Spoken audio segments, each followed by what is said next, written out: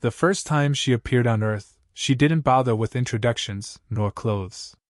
1 second there was empty space, the next a glowing shimmer, and then a perfectly naked alien girl standing in the middle of a crowded street, blinking at a billboard for pizza while pedestrians screamed like someone had just declared war. Trash cans tipped over, newspapers flew, and someone, probably a child, threw a half-eaten sandwich that splattered spectacularly against her thigh. She tilted her head, confused, like a cat watching a laser pointer, and muttered something that sounded suspiciously like, "Delicious Earth offering?" From across the street he froze. Not because of the spectacle, though that certainly demanded a second glance, but because he had just bought the most expensive coat in the city, a sleek black designer thing that smelled like money and ambition. It was his new coat, his one indulgence, and now it was staring at a nudist alien spectacle in peril. The rational part of him screamed, "Do not interfere," but the socially conscious, slightly awkward part that spent weekends recycling with obsessive fervor overrode common sense. He sprinted forward, coat in hand, yelling something about covering her. "For decency!" The alien blinked at him, tilting her head, as if questioning why anyone would want to cover what she clearly considered perfectly natural. He wrapped the coat around her shoulders, fumbling, nearly tripping over his own feet in a ballet of embarrassment and heroism. His chest pressed accidentally against hers as he straightened, and the alien tilted her head again, her eyes glowing slightly, clearly curious about the human's strange, flustered behavior. Here," he stammered. "This is protection. From garbage." His voice cracked on the last word. She sniffed the coat, tilted her head, and muttered in that strange, melodic alien tongue something that sounded like laughter. Then she poked at the fabric and yanked it slightly, testing it as though it were an edible snack. "Not edible," he warned, eyes widening. "Absolutely not edible. Just cover." He realized halfway through that his voice had taken on a slightly higher pitch, squeakier, probably from panic. The alien's shoulders shifted slightly, and suddenly he felt odd, different. He stumbled back, blinking, and caught sight of her smirk. Her eyes sparkled then, just like that, his thoughts felt weirdly hers. He was now thinking in rapid, alien bursts of curiosity and mischief, while she seemed to be thinking the awkward panic thoughts he just had. The coat was doing something. He didn't know what, but he did know one thing: this was going to be complicated. Trash continued to fly. A soda can arc through the air and hit the coat with a wet thwack, leaving a sticky stain. He yelped, grabbed it, and held the coat tighter around the alien, accidentally brushing his fingers against her ribs. She looked down at him, eyebrows raised, then laughed, a rich, musical sound that made him feel both mortified and strangely flattered. "Human," she said slowly, savoring the word, as if tasting it. "Is coat always so clingy?" "Yes," he said immediately. Too immediately.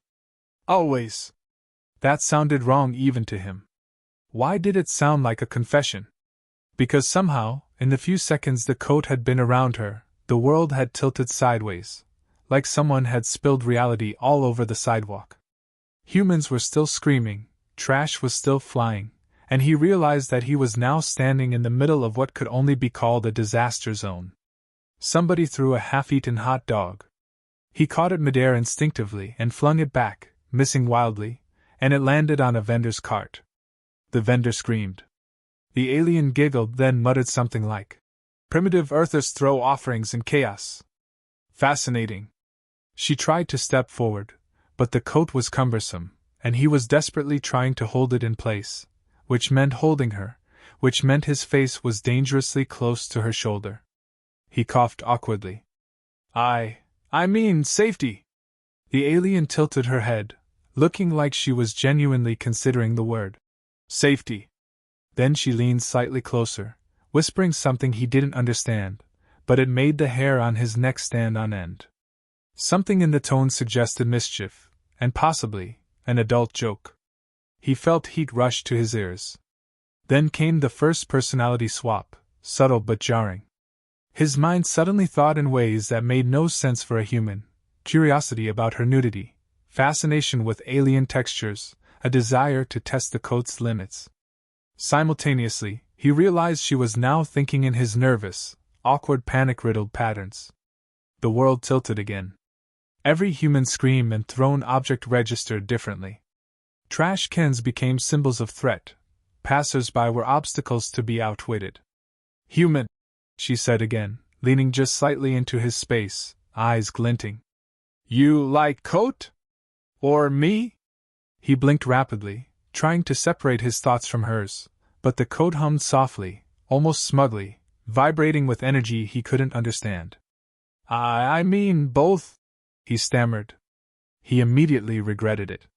She laughed, a low, teasing sound that had his heart rate spiking and probably made him sweat through his brand new coat. The crowd behind them began to close in, shouting, throwing anything they could grab. Newspapers, bottles, and even a stray boot soared through the air.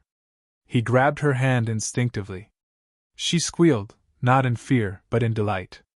Somehow, chaos was exhilarating for her.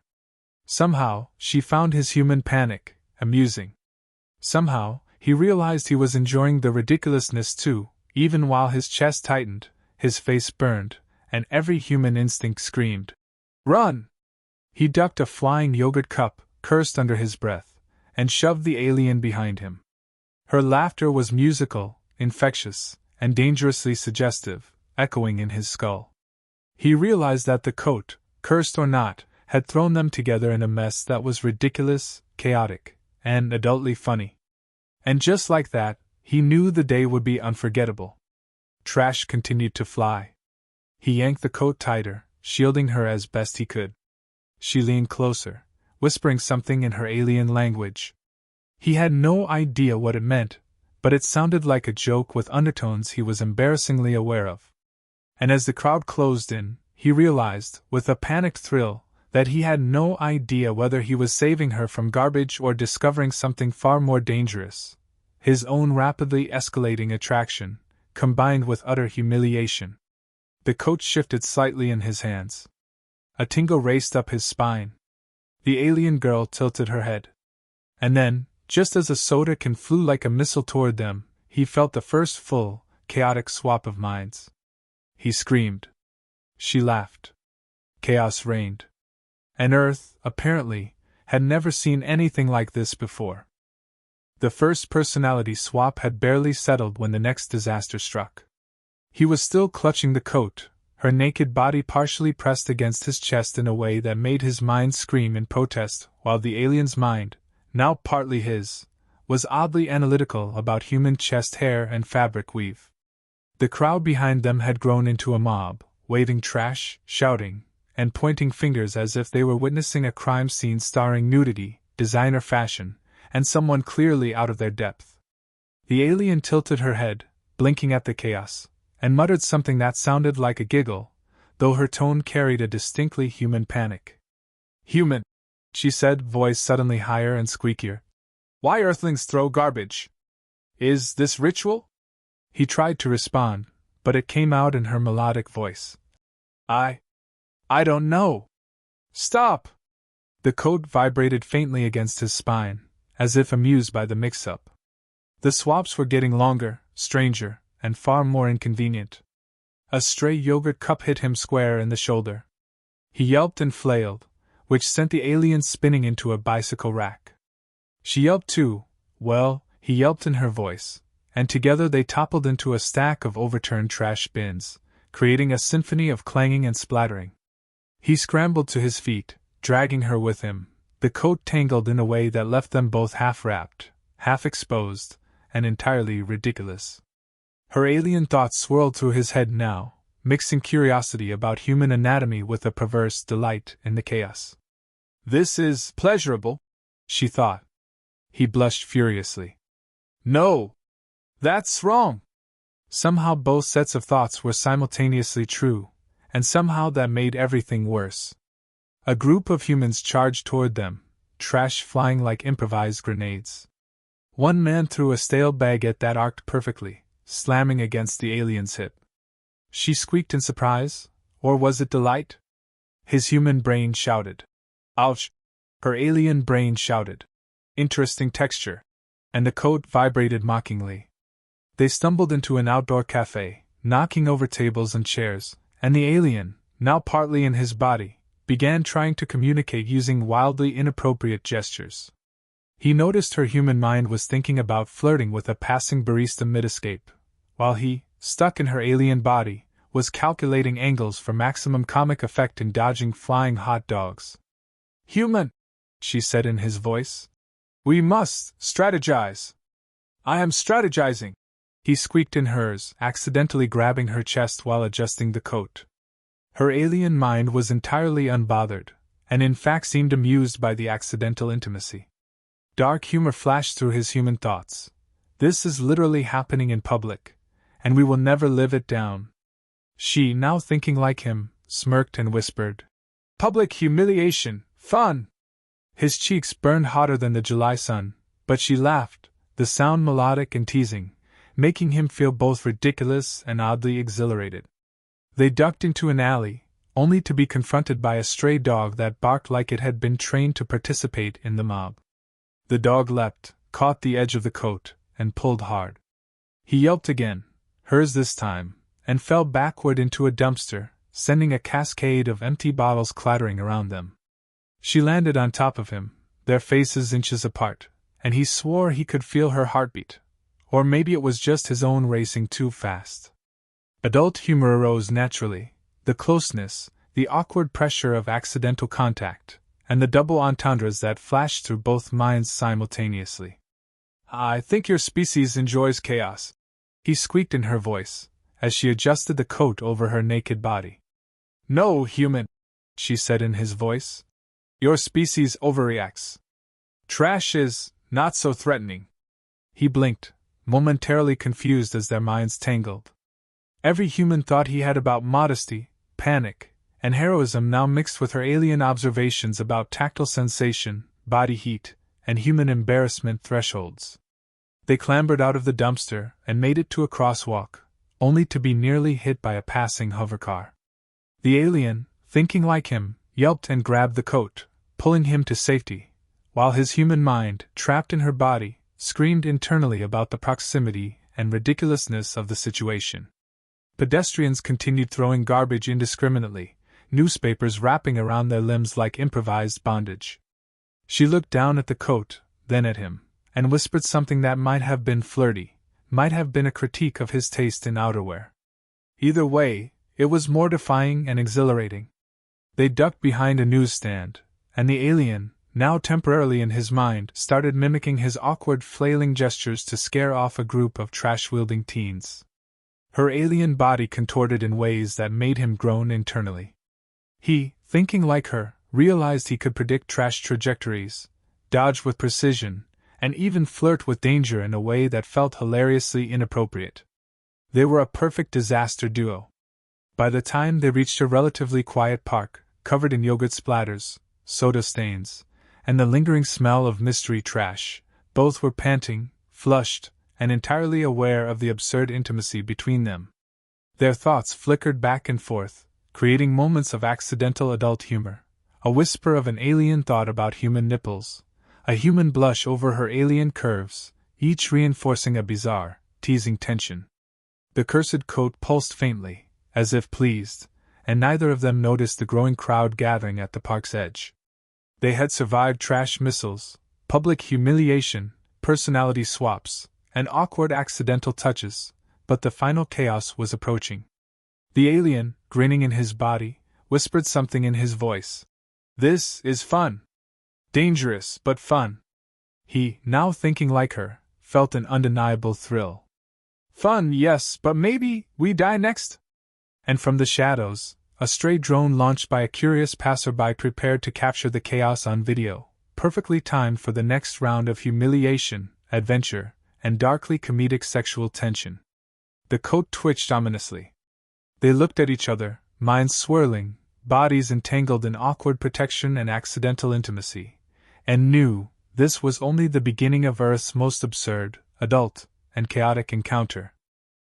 By now, their minds were a chaotic blender of alien curiosity and human panic, with the cursed coat humming smugly in the middle of it all.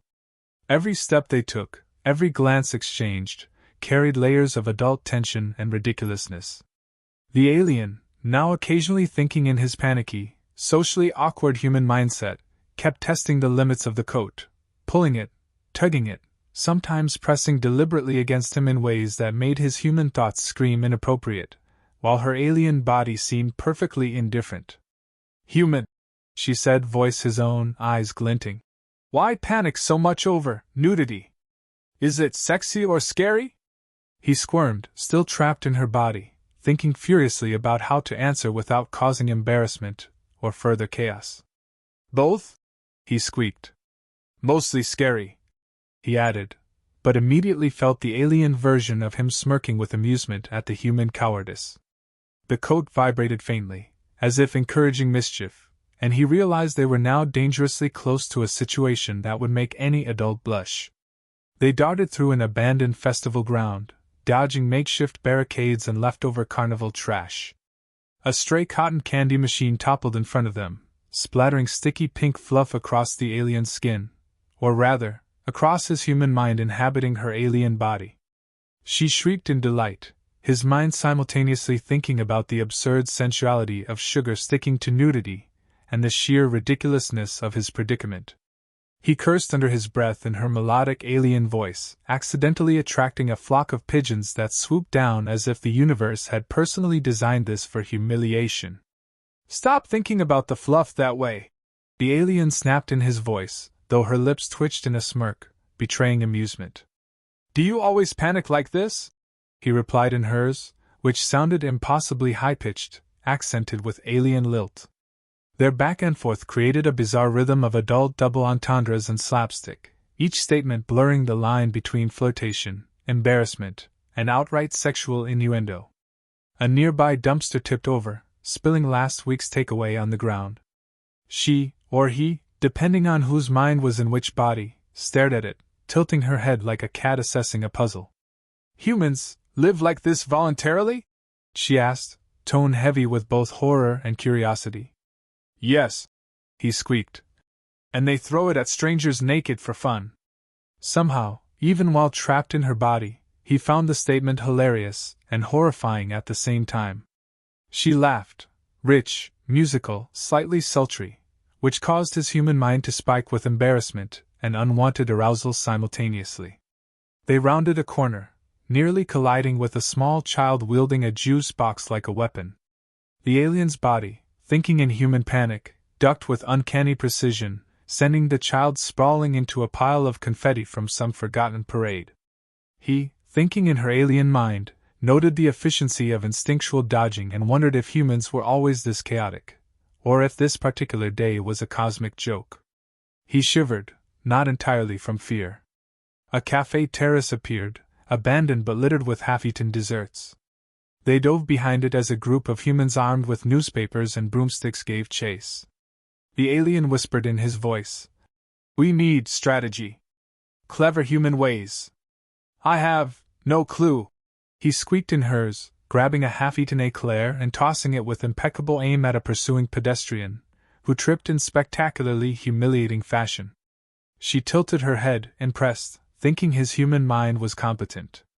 He, in turn, was impressed by her alien body's agility. The coach shifted again, pulsing, and both felt another minor personality tremor. During a brief pause behind a toppled table, they found themselves breathing heavily, close enough for accidental intimacy. His human thoughts were trapped in her alien body, wondering what it would feel like to touch her correctly, while her alien thoughts, now partly in him, evaluated him with clinical curiosity and unexpected flirtation. Dark humor seeped in as he realized that every adult misstep, every accidental touch, could result in catastrophic embarrassment, or delightful chaos. "You're surprisingly warm," she said in his voice, smirking. "And sticky," he replied in hers, glancing at the sugary stains on her alien skin.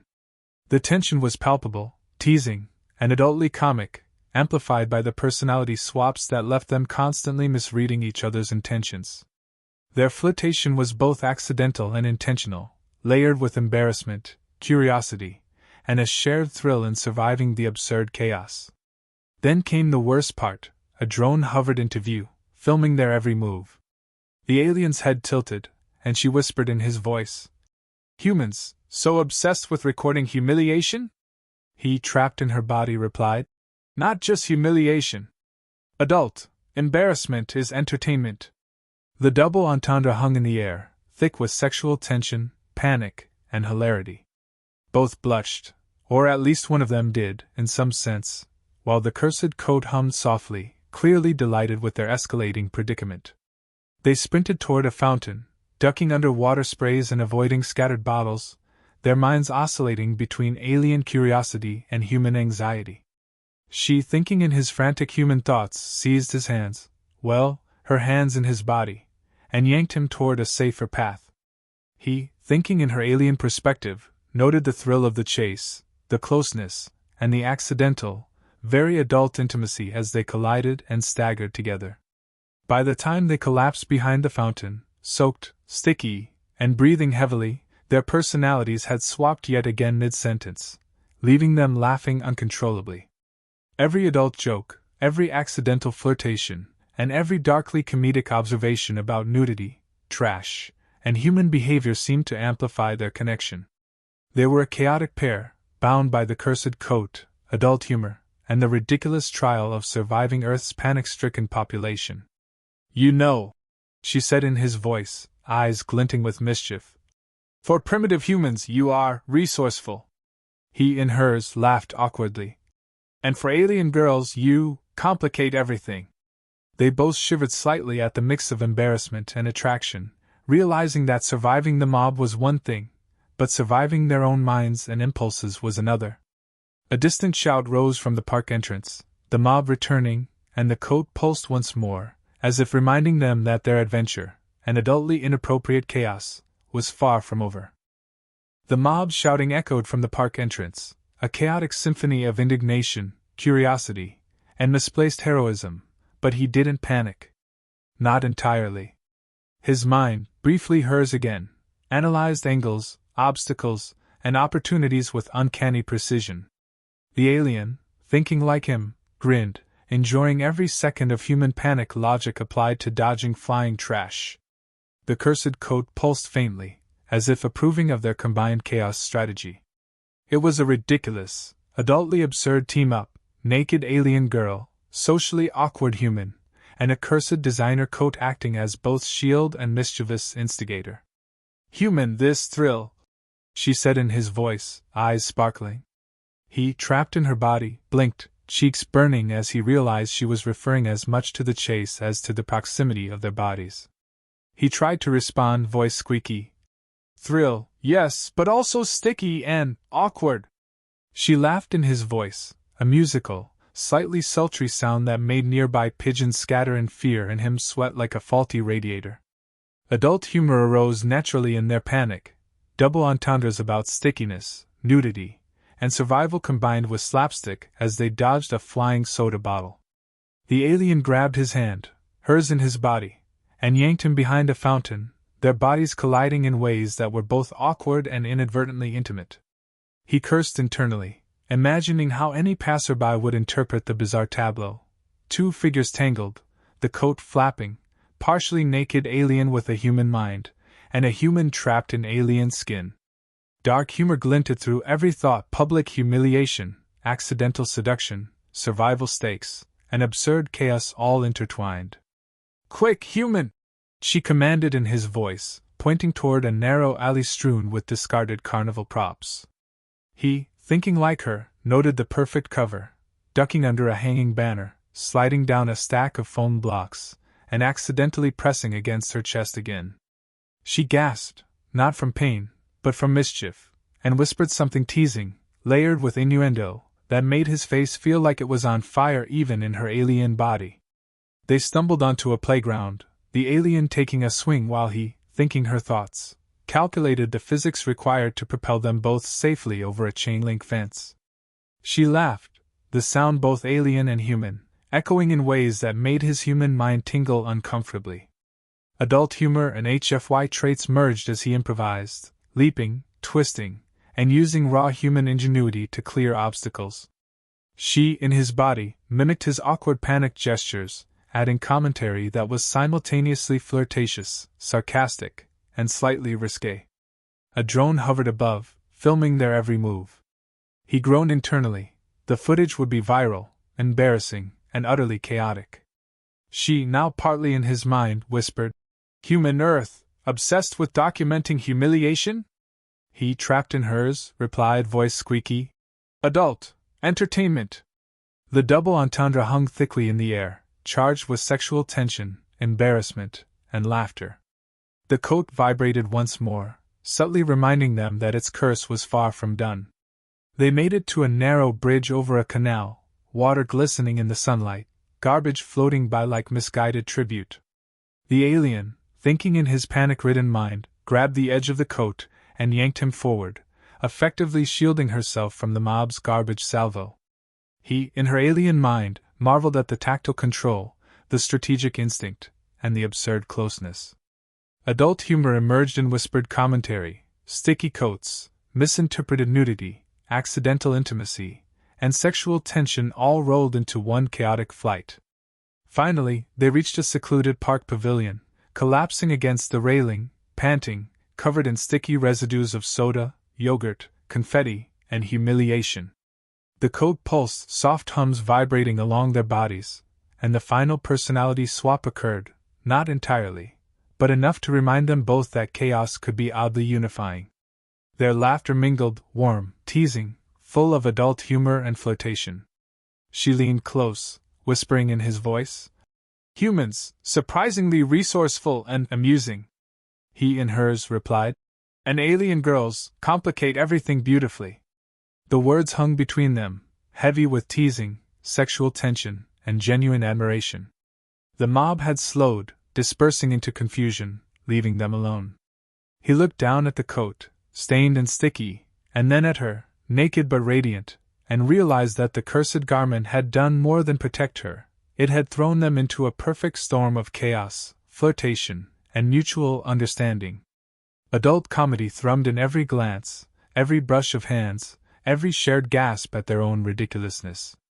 She tilted her head, one hand brushing a sticky strand of confetti from her chest, eyes glinting. "Human," she said, voice melodic, teasing. "Perhaps we enjoy chaos together?" He in her body squeaked, cheeks burning. "Yes, chaos trash, and maybe you?" The innuendo was intentional, unintentional, entirely adult, and entirely hilarious. She laughed, a low, musical sound, and leaned closer, nudging him lightly. He felt his heartbeat spike in ways entirely inappropriate for the situation but utterly human, and utterly HFY. The coat pulsed faintly, almost smugly, as if congratulating them on surviving Earth's absurdity while discovering something far more intimate. Adult humor continued to surface in whispered jokes about stickiness, nudity, misinterpreted gestures, and accidental closeness. Their banter was rapid fire, a blend of teasing, flirtation, and double entendres, the cursed coat amplifying every misstep into laughter, blushes, and playful chaos. As they caught their breath, she reached for the coat, wrapping it around herself, this time voluntarily, teasing him with a glance that promised mischief and adult fun beyond the current escape. He smirked, adjusting it over her, realizing that their chaotic, embarrassing, flirtatious adventure had created a bond, human ingenuity, alien curiosity, and the cursed coat all tangled in an unforgettable, adultly hilarious dance. A final glance toward the city streets revealed nothing but calm, or at least the illusion of calm. Trash scattered, pigeons ruffled, and the sun glinted off the sticky mess of their journey. They laughed again, leaning close, whispering jokes layered with sexual tension, embarrassment, and admiration. Earth had survived their chaos, and they had survived each other, minds swapping, bodies tangled, hearts racing, and humor intact. She whispered one last line in his voice, teasing, full of adult mischief. "On Earth, heroes wear coats, or nothing at all." He, thinking in hers, shivered with laughter, blushed, and realized that chaos, nudity, and adult humor were the perfect recipe for the start of something extraordinary.